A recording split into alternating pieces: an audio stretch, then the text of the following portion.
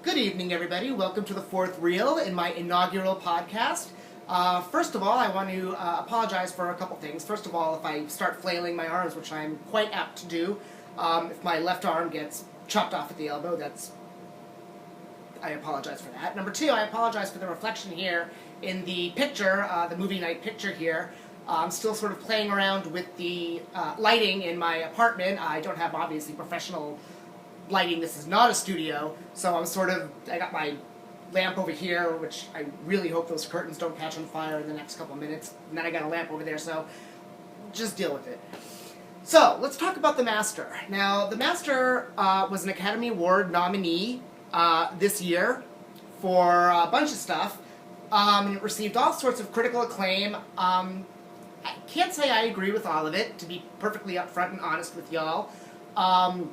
This movie stars Philip Seymour Hoffman and Joaquin Phoenix and Amy Adams, and is directed by Paul Thomas Anderson, who did Boogie Nights, Magnolia, among other things, There Will Be Blood.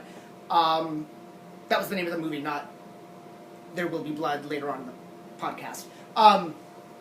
Anyhow, I loved Boogie Nights. I have not seen Magnolia, but I did love Boogie Nights, and I was really excited to see this because it was quasi-controversial. All the Scientologists before this film came out were up in arms that it was going to sort of blow the lid off Scientology, which of course it doesn't, and reveal all its dark, dirty secrets.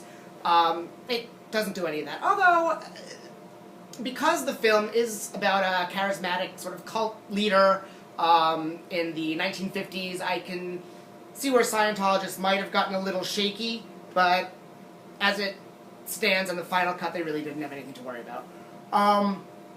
So, first of all, I was excited when this movie started because it starts off on a beach where, sort of at the tail end of World War II, where Joaquin Phoenix and a bunch of other soldiers are walking around in that hot sort of 1940s bathing suit wear, which was really kind of cool. I mean, beautiful photography on a beach, hot soldiers, and 1940s bathing trunks. I was on board. Then we get the title card, and then the movie proper starts. And Joaquin Phoenix returns back to the States from his tour of duty, and is having a bit of trouble adjusting to life outside of the war, and I guess what you would maybe call today sort of some post-traumatic stress, and is having a bit of trouble bouncing from job to job, not really landing anywhere. And then one night he gets drunk and ends up on a riverboat.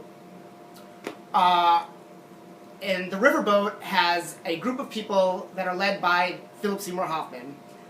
He is the leader of a group called The Cause, which is a sort of a religious sect, I guess you could say. It's not really a cult in the sense that, you know, Martha, Marcy, May, Marlene was a cult. I mean, it is, but it isn't what you typically think of when you first hear the word cult. It's just sort of a group of religious types banding together. They all seem very nice and very approachable. They have a huge buffet lunch. They're on the open sea, and it just looks peachy. And then, of course, you know, they start with the mind games, and Joaquin Phoenix gets sucked into this cult and finds himself part of the inner circle. And it's all about whether, the cult is really for him. I keep saying cult, of course, you see. Whether the group, rather, is really for him, or whether it's not, or whether he can stand to lead that kind of a rigorous life. And that's sort of what the movie is about.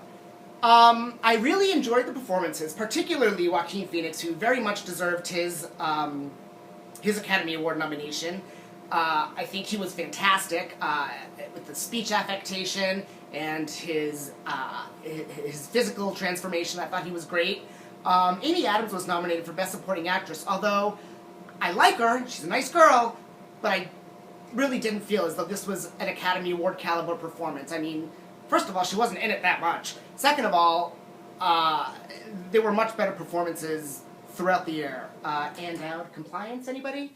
Anyway, Philip Seymour Hoffman was good. Good, he's a good actor, solid, well done. Everybody else was good. So the acting, with the exception of Joaquin Phoenix, wasn't extraordinary. However, the production design, the photography, the script was all fantastic. It was a beautiful picture to watch. The images were wonderful and vivid. It was a gorgeously shot movie. That being said, I found the whole thing rather flat and dull, to be honest. Whereas Boogie Nights had visual energy, and you sort of went along with the ride, with the actual film. It sort of took you along with it because it was so full of energy, so full of life. The way the camera moved, the music, everything just sort of carried you along with it. There wasn't really any sort of visual pizzazz other than the physical images.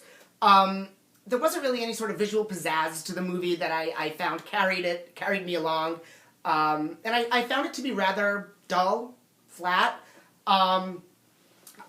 And look, that's just my opinion. That's what we're at about here at the Fourth Reel. It's just our opinion.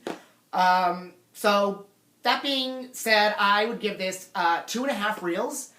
I'm kind of disappointed, to be perfectly honest. I like Paul Thomas Anderson. I think he's an extraordinary talent, and I look forward to seeing his future films. I think he's great. I mean, like I said, Boogie Nights is one of my favorite films, and I was let down by The Master a little bit, and I was excited to see it because of the controversy. I'm a sucker for controversy, but I just didn't feel it had that oomph that really took me along for the ride. So there you have it, my inaugural podcast. I will be doing many more, hopefully, maybe if people don't get sick of seeing me or my bad lighting or my bald head, I don't know. But I look forward to bringing you more podcasts for more films, and I encourage you to check out the Fourth Reel and to contact me and tweet with me and all that good stuff. So thank you, and stay tuned to the Fourth Reel, where it is always movie night. Take care.